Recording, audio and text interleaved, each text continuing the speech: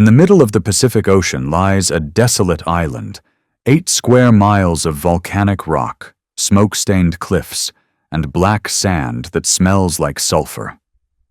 Nothing about it suggests value. There are no forests, no fresh water, nothing that would make anyone want to live there. And yet, in early 1945, this barren scrap of earth became the center of the world for tens of thousands of men. It became a battlefield so violent and so unrelenting that those who survived would remember it not as a place, but as a feeling. 36 straight days of smoke, fire, screams, and courage pushed past the limits of human endurance. This is Iwo Jima, the place where uncommon valor was a common virtue. At the start of 1945, the American bombing campaign against Japan was intensifying. Massive B-29 superfortresses flew nearly 3,000 miles from the Mariana Islands to strike the Japanese mainland. These missions were technological marvels and terrifying gambles. A single flak burst, a single fighter attack, or a single mechanical failure could cripple a bomber. When that happened, there was nowhere safe to land on the long journey back. Damaged aircraft spiraled into the Pacific with their crews trapped inside, and between these bombers and their targets lay a small, pork-chop-shaped island bristling with danger. Japanese fighters launched from it. Radar stations on it warned Tokyo hours before the bombers arrived. To American commanders, this island wasn't an inconvenience. It was a threat that had to be neutralized. They believed that by taking it, crippling bombers could land safely, fighter escorts could be stationed closer to Japan, and the pressure on the home islands would tighten. The logic was sound. The price, unimaginable. This was the beginning of Operation Detachment. But what American planners didn't realize was that they weren't marching toward a battle. They were marching toward a fortress. The architect of that fortress was Lieutenant General Kuribayashi, a man unlike most Japanese officers of his era. He had spent time in the United States. He had seen American factories, witnessed American industry firsthand, understood the scale of what Japan was truly up against. He knew he could not stop the Americans, but he believed he could make them bleed so terribly that the cost of invading Japan itself would seem intolerable. He vowed to turn Iwo Jima into a graveyard. He forbade the traditional banzai charges that had failed so disastrously on other islands. Instead, he ordered a different kind of defense, one grounded in patience, cunning, and absolute sacrifice. To his men, he gave a single command. Each soldier was to kill 10 Americans before dying. For 8 months, Kuribayashi's men carved the island into a 3-dimensional maze of war. They dug more than 11 miles of tunnels into the volcanic rock, creating an underground world of reinforced chambers, hidden artillery nests, interlocking caverns, and concrete pillboxes. Heavy guns were placed behind steel shutters that would open only long enough to unleash a lethal volley before disappearing again.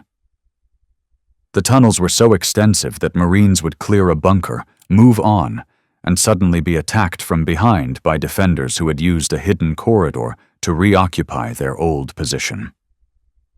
By February 1945, Iwo Jima was no longer an island. It was a machine, an engineered death trap built to devour the Marines who would soon land upon it. On the morning of February 19th, the horizon filled with steel. Battleships, cruisers, destroyers, and transports covered the sea in every direction. For 3 days, American naval guns had pounded the island, though Marine commanders had begged for 10. When the bombardment ceased, an eerie silence settled. No return fire, no signs of life. The Marines of the 4th and 5th Divisions climbed down into their landing craft, wondering if maybe, just maybe, the bombardment had done its job. But when the ramps dropped, the island itself became the first enemy they met. Instead of firm sand, the Marines stumbled into loose, powdery volcanic ash. Every step was a struggle. Vehicles bogged down. Foxholes collapsed the moment they were dug. In less than an hour, nearly 30,000 Marines were choking the beaches, trapped in the open with nowhere to hide. Still no gunfire, no mortars, no machine guns, just silence. It was the silence of a predator waiting for the perfect moment. And then the world exploded. From the ridges in the north to the summit of Mount Suribachi in the south, hundreds of hidden guns opened fire in a coordinated eruption. Artillery, mortars, rockets, and machine guns unleashed a storm of steel that tore into the packed Marines. Men disappeared in clouds of black sand. Landing craft exploded, the air filled with shrapnel, smoke, and screams. One Marine recalled watching an entire boat vanish as a mortar shell hit it directly, body parts flying in all directions. The beach became a killing field where movement meant death, but staying still meant being buried alive by incoming fire. The trap Kuribayashi had spent months constructing had sprung perfectly. The Marines knew that as long as Mount Suribachi loomed over the southern end of the island, they would never be safe. Japanese observers on the volcano's peak directed fire with deadly precision, and any advance became nearly impossible. Taking the volcano became urgent, but the Japanese defenders were not on top of Suribachi. They were inside it. The mountain was hollowed out into a vertical warren of tunnels and firing positions.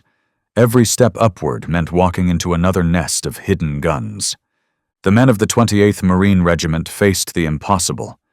They fought from one black, blasted ridge to the next, clawing toward the peak under sniper fire, grenades, and sudden, close-range ambushes. The weapons that made the difference were flamethrowers and grenades. Flamethrower operators, carrying 70 pounds of volatile fuel, crawled forward through a hail of bullets, spraying liquid fire into cave mouths as grenades were tossed in behind them.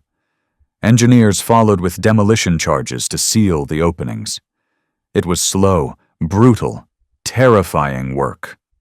Finally, on February 23rd, after 4 days of fighting that felt like weeks, a patrol of 40 Marines reached the summit.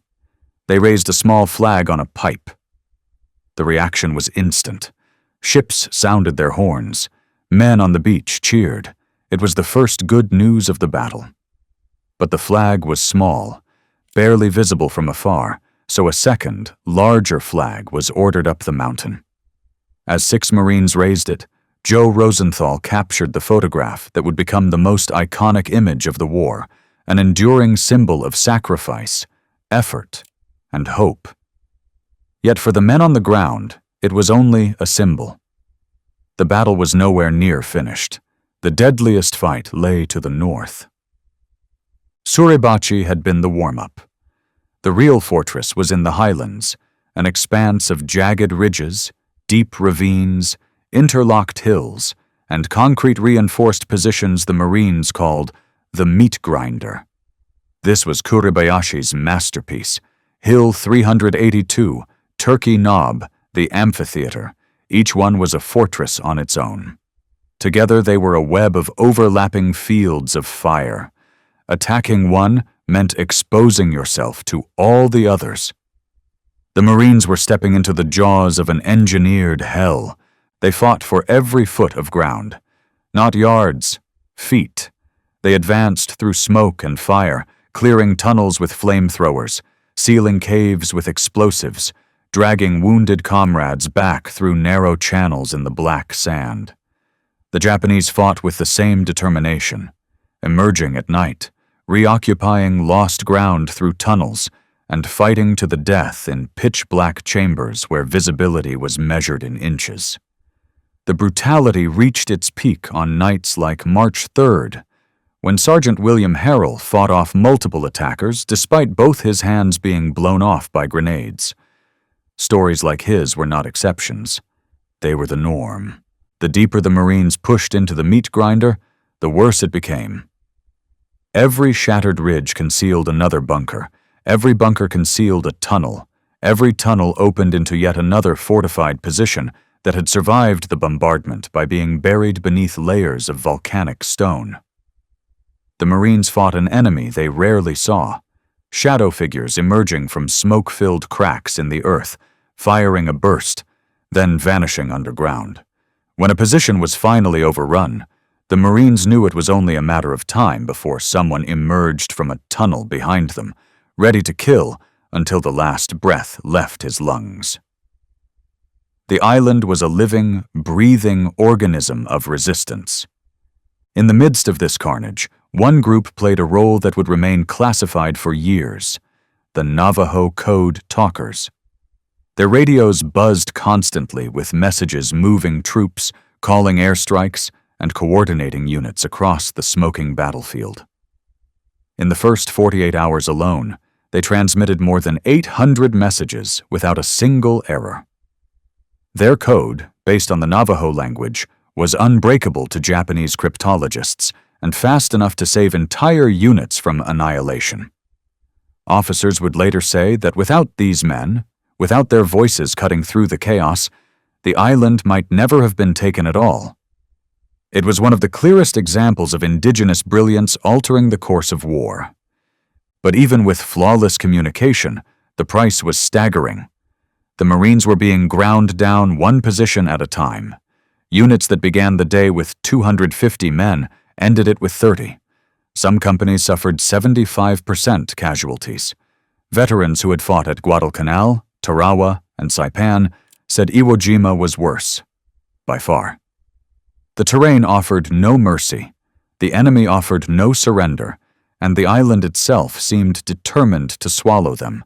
One Marine later said, "You didn't walk on Iwo Jima, you crawled, because if you stood up, you died." By early March, the northern strongholds were collapsing, but slowly, painfully. The Marines advanced by inches, by feet, never by yards. Each gain in ground was paid for in blood. The battle had become a test of endurance, not tactics. Kuribayashi's strategy had worked beyond anything American planners expected. His men fought to the last, emerging from tunnels at night to strike supply depots, infiltrate medical stations, and launch desperate close-quarters attacks. These night raids created a constant sense of dread. Sleep became impossible. Every sound in the darkness could be a Japanese soldier with a bayonet. The final days were a haunting, claustrophobic nightmare. Marines moved through a moonscape of shattered earth, burning wreckage, and the remains of thousands of fallen men from both sides. Entire ridges looked like something torn from another planet, charred, cratered, stripped of anything resembling life. The smell of sulfur was constant, mixing with smoke, sweat, and the stench of death. Even the weather felt hostile. A gritty black wind blew across the island, cutting visibility and coating everything with volcanic dust. On March 16, 1945, nearly a month after the first landing, the island was declared secure. But that was a technicality. Hundreds of Japanese soldiers were still alive, hidden deep within the tunnel networks. They chose death over surrender, continuing to emerge in small groups to ambush Marines, sabotage equipment, or die in sudden, violent clashes. The very last major attack came 10 days later, on March 26th, when a force of a few hundred Japanese soldiers launched a final, coordinated night assault. It was silent at first, then explosive. Grenades, gunfire, screams cutting across the air in one last spasm of defiance. Around 100 Americans were killed before the attack was finally crushed. Only about 216 Japanese defenders were captured alive. That number alone tells the story of what kind of battle this was. Iwo Jima was not simply defended, it was fought for with the complete, deliberate sacrifice of nearly every man Kuribayashi commanded. In the end, Kuribayashi himself likely died leading a small final attack, refusing to be found, refusing to surrender, refusing to allow his enemy even the closure of identifying his body. The cost for the United States was unprecedented. Roughly 6,800 Marines were killed, and another 19,000 wounded. It was the only battle in the Pacific where total American casualties exceeded those of the Japanese defenders. For the Marines, it became a defining crucible, an ordeal that tested the limits of what human beings could survive. For the Japanese, it became a symbol of loyalty, sacrifice, and a refusal to surrender even when victory was impossible. And for both sides, it left scars that would last lifetimes. But the question remains: was it worth it? History gives a sobering answer. Within weeks of the island's capture, damaged B-29 bombers began making emergency landings on Iwo Jima's airfields. Plane after plane came in with engines out, fuel tanks leaking, crews exhausted and half-conscious. Without Iwo Jima, thousands of these bombers would have crashed into the Pacific, taking their crews with them. By the end of the war, over 2,200 American aircraft had survived because Iwo Jima existed. A number historians estimate saved about 24,000 American airmen. One pilot put it best: "When I landed on Iwo, I stepped out of the plane and kissed the ground. I knew men had died for it." The island also became a forward base for P-51 Mustangs that escorted bombers deep into Japan, dramatically increasing the accuracy and safety of the bombing campaign. Strategically, Iwo Jima delivered exactly what American planners hoped it would, but the cost in blood remains one of the most profound reminders of the Pacific War's brutality. And yet, for the men who survived, the legacy was something far deeper than strategy. They remembered the black sand that swallowed boots and vehicles.